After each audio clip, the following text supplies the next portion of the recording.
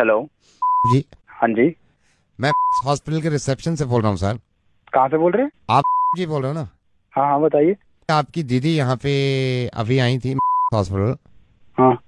Reception से वो जब स्टेयर्स उतर रही तो उनका पैर फिसल गया और वो थोड़ा सा स्लिप हो गई, तो मुझे लग रहा है इनके हेयर लाइन फ्रैक्चर है। और वो अभी मैं तो यहाँ पे आया हूँ और वो वहाँ पे हैं दीदी। आपको तकलीफ काफ़ी है उनको, तो मैंने कहा मैं आपको इन्फॉर्म कर दूँ।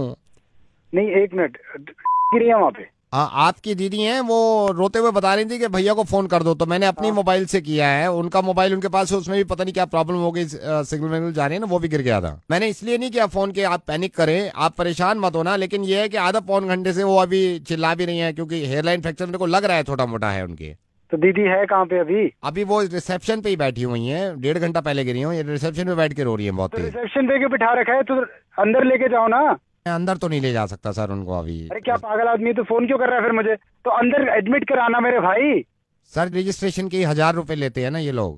भाई बड़ा आदमी है तू। और कोई लोग वोग नहीं है वहाँ पे? एडमिनिस्ट्रेशन नहीं है तुम्हारा हॉस्पिटल का वहाँ पे? अभी तूने फोन किया, मैं आके साले 2,500 रुपए दे दूंगा। अभी काम तो शुरू करो ना। नहीं सर, मैं नहीं ले जा सकता वहाँ पे, 1,000 रुपए रजिस्ट्रेशन लगते हैं ना सर, इसलिए मैं बोल रहा हूँ आपसे। पागल हो गया क्या बहन? तू 2,500 ले लियो। मैं अभी तूने फोन किया, मैं पहुंचने में टाइम लगेगा ना, तो उनका काम तो शुरू करवा, मैं आ रहा हूँ। 2,500 रुपए दे दोगे आप? 2,500 रुपए मारूंगा तुम्हारे मुंह पे साले। कंफर्म की बात करने कर से रहा है। पहले ही मारोगे आप? अबे क्या कंफर्म? कि जो कॉल करी है मैंने, ये जेन्युइन भी है या नहीं, जो आप 2,500 रुपए फौरन देने के लिए बात कर रहे हैं? कहाँ से बात कर रहा है तू? आई एम सो सॉरी जी। आप सबसे पहले तो इस बात का इत्मीनान रखें कि आपकी दीदी गिरी नहीं है। और मैं कहाँ से बात कर रहा हूँ? मैं रेडियो मिर्ची से नवेद बोल रहा हूँ। अब ये क्यों बात कर रहा हूँ, प्लीज मेरी इस बात को समझिएगा। मेरी दीदी ठीक है कि नहीं है? आपकी दीदी बिल्कुल ठीक है। क्यों फोन किया है मुझे? जब मैंने फोन किया तो आपने कंफर्म नहीं किया कि ये 2,500 रुपए जो ले रहा है ये इंसान, ये जेन्युइन भी है या नहीं।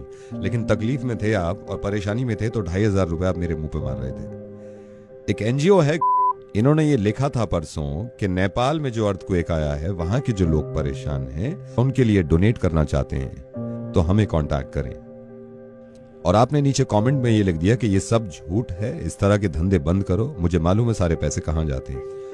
आपने कमेंट में ये तक भी लिख दिया, ये मेरा नंबर है, मुझसे पैसे निकलवा सकते हो तो निकलवा के देखो।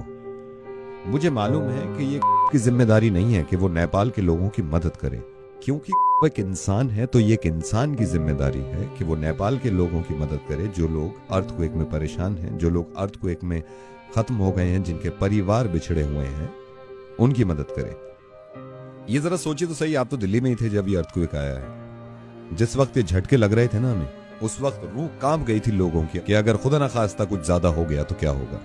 ये हम सबको मालूम है कि हम नेचर से, कुदरत से लड़ नहीं सकते, ये किसी के हाथ में नहीं था अर्थक्वेक रोकना। लेकिन हम सबके हाथ में है उन लोगों की मदद करना, चाहे वो दुनिया में कहीं भी हों, जो इस हादसे का शिकार हैं, जिनको मदद की जरूरत है।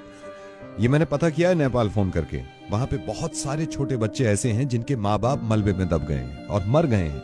आपको मालूम है वो बच्चे अपने माँ बाप तक को याद नहीं कर रहे, क्योंकि भूख लग रही है उनको, क्योंकि खाना खाना है उनको, क्योंकि चोट लगी हुई है उनको। मुझे मालूम है कि आपने कोई बुरा काम नहीं किया, ये इंसान की मर्जी होती है कि वो किसी की मदद करे या ना करे। लेकिन कम से कम एक ऐसा एनजीओ जो कि ऑथेंटिक है, जो कि नेक काम कर रहे हैं, अगर वो लिखते हैं कि नेपाल के लोगों की मदद करें, तो अगर हम उनको बढ़ावा भी नहीं दे रहे तो कम से कम ये तो ना करें कि हम ये लिख दें कि झूठ बोलना बंद करो और अपने आप पैसे कमाने बंद करो। एक बात सोचिए जरा, जब अर्थक्वेक आता है या ऐसी कोई परेशानी होती है, तो मेरे हिसाब से सबसे करीबी जो है एक दूसरे की मदद करने के लिए वो पड़ोसी होता है। आपके फ्लैट के बराबर वाले भाग के आ जाते हैं कि आप ठीक ठाक हैं या नहीं, तो ये भी पड़ोसी है नेपाल। और जरूरी नहीं है कि पड़ोसी हो, दुनिया में कहीं भी इंसान अगर परेशान हो तो हमें मालूम है कि हमें मदद करनी चाहिए, और आप करते हैं। लेकिन आपने थोड़ा सा गलत किया कि इस तरह का कमेंट लिख दिया कि आप पैसे कमाना बंद करिए। हो सकता है दुनिया में इस तरह के लोग हों जो इनके नामों पर पैसा कमाना चाहते हैं और खाना चाहते हैं, तो उनके अमाल उनके साथ हैं और उनका जवाब इस चीज का देना होगा। लेकिन हम ये सोचने लगे कि सारे ही झूठे हैं और कुछ करें ना, तो अर्थक्वेक की कोई खास दुश्मनी नहीं थी नेपाल से। वो दिल्ली में भी आ सकता है, हिंदुस्तान में भी आ सकता है, दुनिया में किसी भी जगह आ सकता है।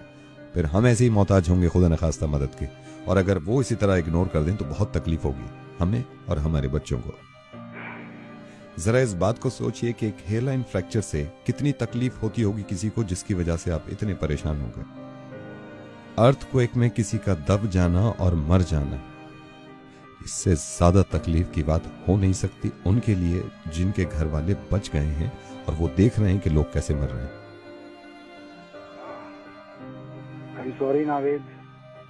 अब मैं आपसे मदद चाहता हूं, आप डोनेशन की शुरुआत ऐसे करें कि इस चीज को इतना फॉरवर्ड करिए कि किसी के जहन में अगर नहीं भी है उनकी मदद करना, डोनेट करना, तो वो मजबूर हो जाए और उसको एहसास हो कि लोग परेशान हैं। प्लीज इसको शेयर करिएगा। खुश रहिए, हिफाजत से रहिए और दुआ करिए इस वक्त नेपाल के लोगों के लिए।